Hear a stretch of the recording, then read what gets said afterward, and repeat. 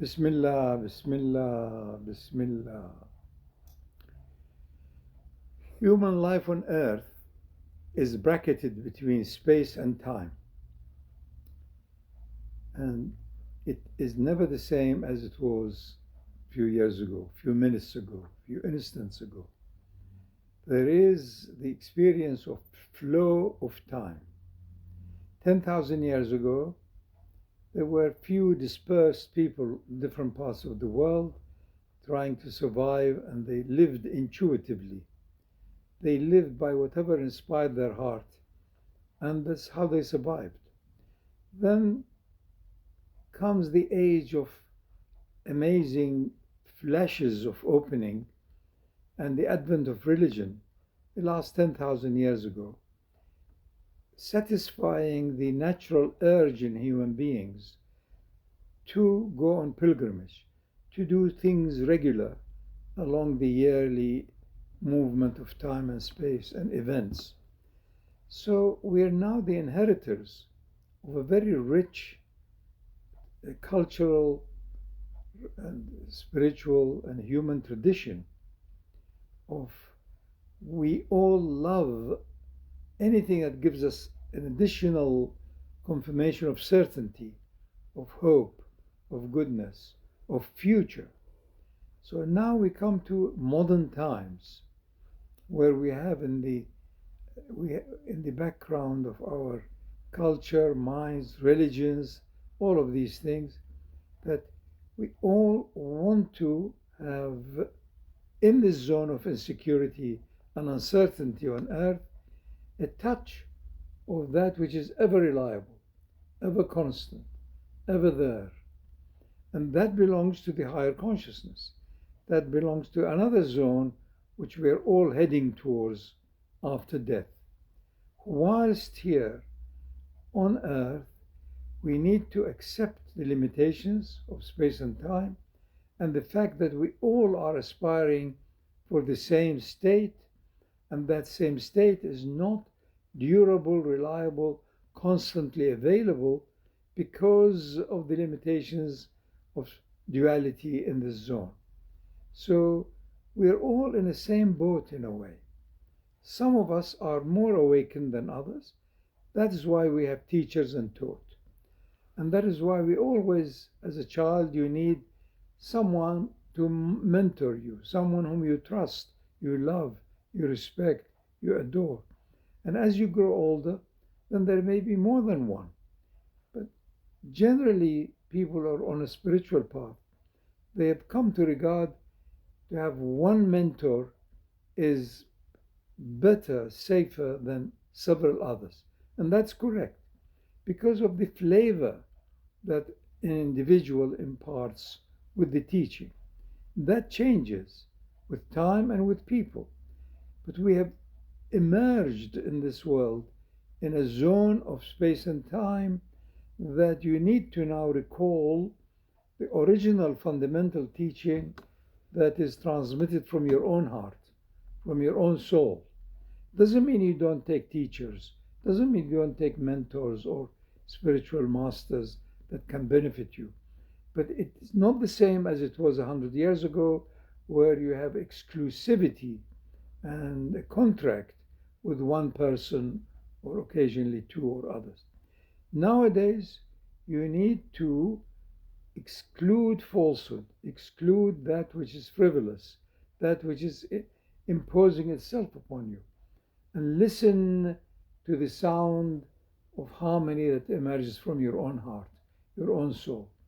For that, you need friends and mentors, and you change emphasis. Sometimes you need one more than the other, and so on. And there will be, if you like, spiritual companions on the path. This is the zone we have emerged into. The time for that exclusivity is almost ended. It served its purpose. It brought us to where we are now, that you are carrying, in fact, the light of the spirit of your own heart with you. To listen to that, you need to exclude everything else, silence, and wait. And that's where we are now. Thank you, Sheikh. So, given your views that you've just shared, have you designated any representatives in the circle of people who consider themselves your murids?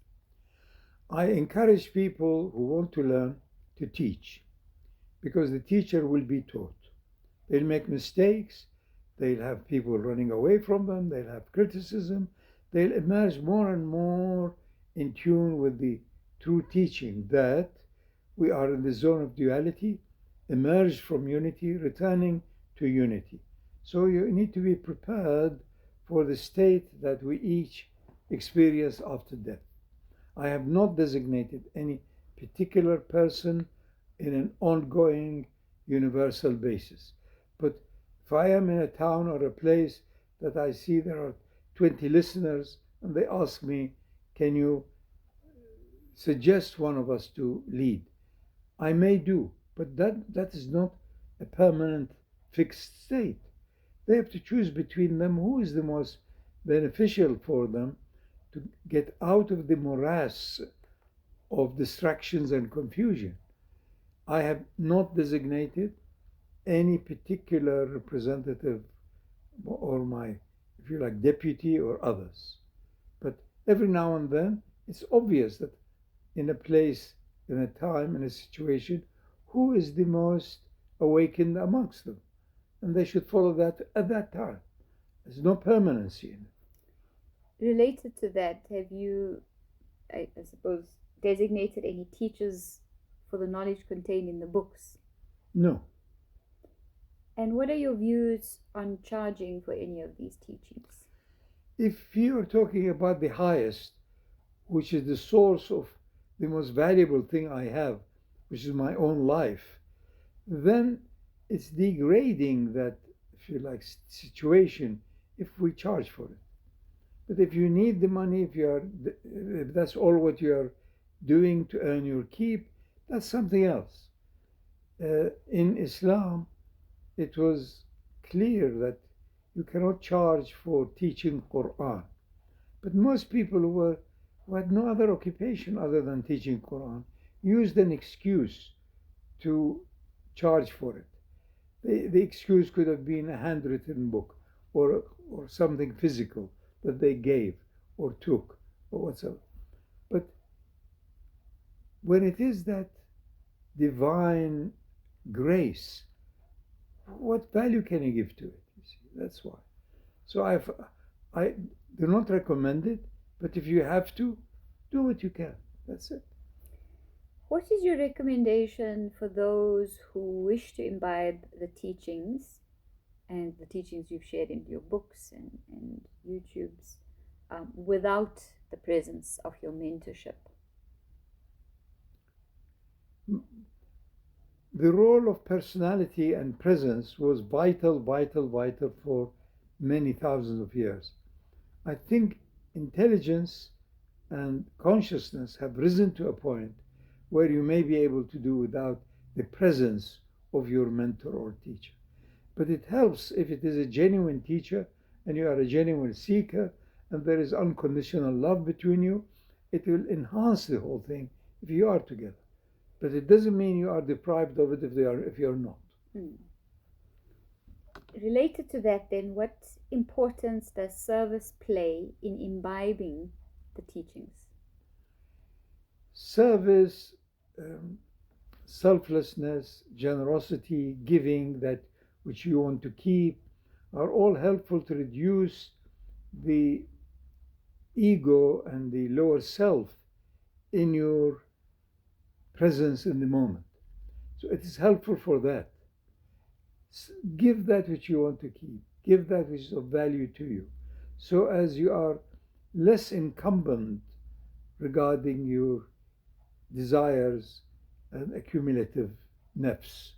That's all. In itself, it has no merit. The only merit is that you're no longer attached. You're no longer concerned about accumulating this, that, or the other. That's all. Okay. Thank you.